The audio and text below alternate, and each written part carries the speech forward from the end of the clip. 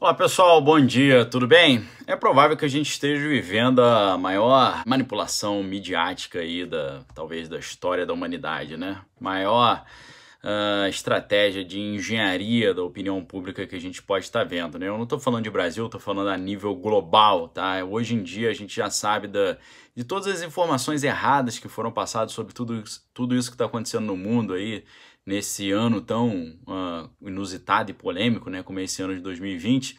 E enquanto a grande mídia, né, na sua maioria, pinta essa situação toda como uma situação calamitosa em termos de saúde, a parte econômica ela acaba sendo um pouco deixada de lado, mas é algo que a gente precisa se preocupar. Os sinais de aviso dessa segunda onda, desse segundo aspecto, que é o aspecto econômico, estão começando a chegar, né?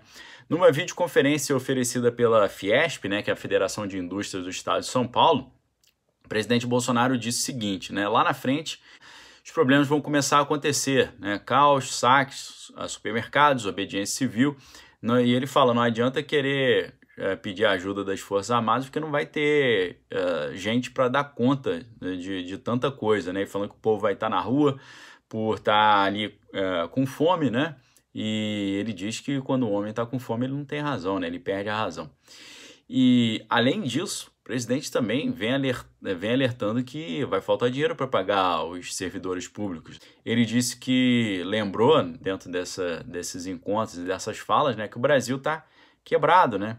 E depois de quebrar, não é como alguns estão pensando, né? Ah, depois recupera. Ele falou, não recupera. A gente vai ficar fadado a ver a pobreza se instaurando, né? Ele disse, né, que a gente, infelizmente, como já foi anunciado aí em algumas plataformas, o Brasil pode voltar a figurar nos quadros, né, de países que enfrentam problemas de fome, né? E então é uma situação que está começando realmente a preocupar, tá?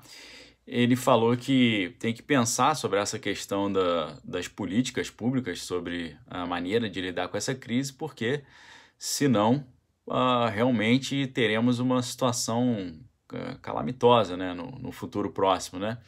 Ele falou que está pronto para conversar, né, fazendo referência ali a algumas iniciativas, como por exemplo o presidente da Câmara, Rodrigo Maia, foi ao Palácio do Planalto ali, revelando obviamente um sinal de reaproximação, né? Visitou o Centro de Emergência de Enfrentamento a essa crise e uma espécie ali de marcar talvez uma tentativa de trégua, né, na crise entre os poderes, para ver se seja instaurada uma sintonia, né, nessa luta, né? E no meio dessa confusão toda, os delegados que estavam responsáveis lá pela investigação do caso Adélio, né, serão ouvidos pela Polícia Federal nesse inquérito aí que envolve o ex-ministro Sérgio Moro, né? Eles serão interrogados nessa situação e o delegado, por exemplo, o delegado Rodrigo Moraes, né, que atuou na investigação daquele ataque, né, que o presidente sofreu lá em Juiz de Fora, vai ser ouvido na próxima terça-feira, dia 19, tá? E então, no meio dessa confusão toda, aí pode ser que a gente tenha notícias aí, novidades sobre isso. Lembrando que eles entregaram um novo relatório falando que não havia ninguém por trás ali comandando e tal. Vamos ver, né? Porque ainda está pendente de autorização pelo Supremo Tribunal Federal a perícia nos celulares e computadores, né, do Adélio, né? E além disso, também, no meio dessa confusão toda, o secretário de Política Econômica do Ministério da Economia, Adolfo Sachida, afirmou nessa última quinta-feira, dia 14, né, que não há como o auxílio emergencial de R$ 600 ser estendido por um período superior a 3 meses. Eu já falei isso para vocês, né? Ele disse que o programa é extremamente caro, né, e não tem o desenho de uma medida estrutural, ou seja, uma medida contínua. E ele lembrou que existe a possibilidade, que não existe a possibilidade, como eu falei, desse auxílio ser estendido, tá? Ele falou isso numa live que foi promovida pelo Banco Safra. É realmente uma situação aí que precisa de uma atenção maior, né? Ele avaliou também que o maior desafio da equipe econômica em meio a essa crise toda tem sido fazer o crédito chegar lá no finalzinho, na pontinha lá, onde estão as micro e pequenas empresas, né? E as pessoas mais simples, né?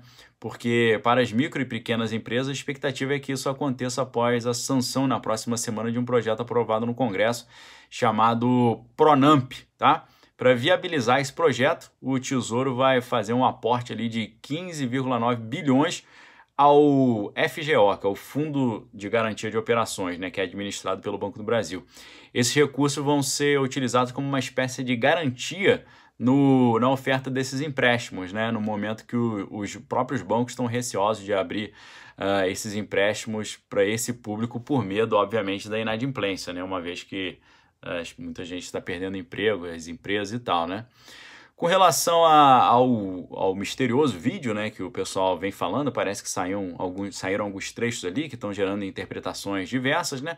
Mas a Procuradoria-Geral da República pediu a divulgação parcial desse vídeo, né, para evitar uma espécie de uso eleitoral. E o Procurador-Geral da República, Augusto Aras, afirma que divulgar esse vídeo na íntegra da reunião pode virar um arsenal de uso político pré-eleitoral, né, e instaurar uma instabilidade política. Ele também se pronunciou dizendo que a divulgação desse conteúdo integral, né, converteria isso de um instrumento técnico e legal na busca da reconstrução dos fatos em uma espécie de ferramenta política, né? Ia ajudar na proliferação de contendas, né, e contexto para investigações genéricas, né, de pessoas, falas e também sobre expressões individuais, né, escapando do objeto original da investigação, né. Com isso, né, o Augusto Aras está defendendo que deve ser levantado o sigilo apenas das falas do presidente, né, que digam respeito ao objeto do inquérito, né, notadamente aquilo que trata da atuação da Polícia Federal, da tal da segurança que foi falado, e também do Ministério da Justiça e da ABIN, né. E é nesse pé que a gente está, né. Saíram alguns trechos ali, né, o presidente falando que estava preocupado com a segurança e tal. Vamos ver se a gente consegue, no futuro próximo, aí talvez hoje ou nos próximos dias, a liberação desse vídeo aí, porque parece que o presidente já concordou com a liberação, né?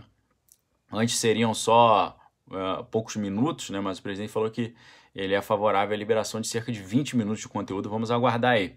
Uma notícia positiva no meio dessa confusão toda é que os Estados Unidos vão ajudar o Brasil na luta contra essa crise, né? Disse o embaixador numa entrevista exclusiva para o Jornal da Record.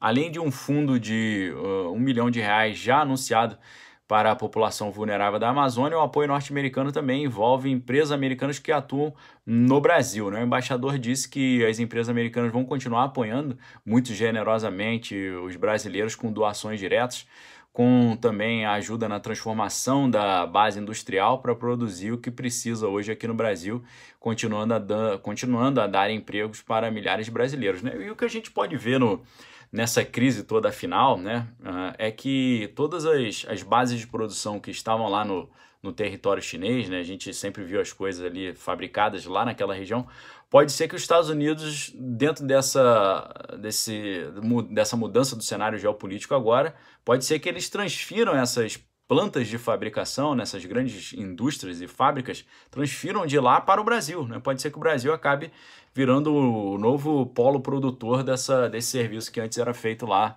no Extremo Oriente, né?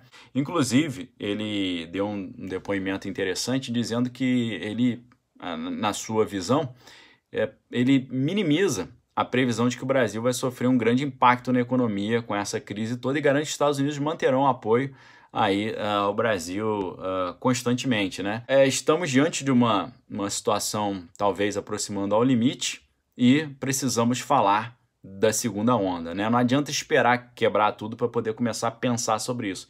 Precisamos pensar e agir agora, nesse momento, tá certo? Eu faço convite para vocês aqui, né? A Livraria Daniel Lopes está com uma grande promoção para você entender o que está acontecendo no mundo, essa reorganização geopolítica, as forças que atuam aí nos bastidores.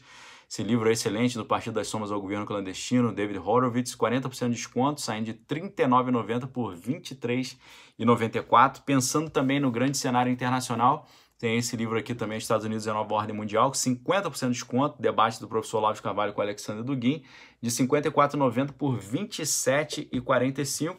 Além disso, também a Nova Era Revolução Cultural, também um livro muito excelente para você entender as estratégias de engenharia social, de reforma cultural, de mudança do senso comum, mudança da mentalidade. 39% de desconto, de 54 por 33, o link está aqui embaixo. E também a Espiral do Silêncio, né? Mais do que nunca, essa estratégia identificada pela socióloga alemã Elisabeth Noelle Neumann está mais atual do que nunca, né? Porque são vários os assuntos que são considerados assim impronunciáveis, né? Que são restritos, que estão sendo cerceados e tal. Então, com esse conteúdo aqui você entende muito esse ciclo, né, de silêncio que é imposto sobre determinados assuntos, né? 32% de desconto, de 79 por 53, tá? Dá uma olhadinha aqui embaixo. Se você quiser se tornar membro do canal Daniel Lopes, você vai ter acesso ao Direto do Bunker, que se tornou uma espécie de estudo de operação psicológica, engenharia social, desinformação, manipulação, né, estratégia de inteligência, de controle mental, inclusive. Cada dia, às 8 da noite, a gente solta um vídeo novo. Virou uma espécie de curso contínuo sobre esses assuntos, né? No vídeo de ontem eu falei sobre as 45 etapas que os socialistas nos Estados Unidos na década de 50 estavam propondo para implementar, e mostrei para as pessoas como isso está completamente implementado e está claro hoje que isso foi feito, né? Num outro vídeo anterior, eu falei sobre os espiões atômicos, né? As pessoas que espionaram a produção ali dessas pesquisas atômicas nos Estados Unidos e repassaram essas informações secretas para os russos, de modo que em 1949 os russos já tinham conseguido desenvolver suas aparelhagens atômicas também, por causa dessas espionagens, né, que acabaram mudando o equilíbrio de forças aí mundo afora. Então a gente está tratando de vários assuntos aí, a gente vai continuar falando sobre vários assuntos dessa natureza, e você é meu convidado, tá bom? A gente se vê mais tarde, se Deus assim permitir, às 3h30 da tarde, com a nossa live que a gente faz à tarde, tá bom? Um abraço, obrigado pelo apoio, fique com Deus. Se você gostou do vídeo, não esqueça de dar o seu like e a gente se vê daqui a pouco. Um abraço, valeu!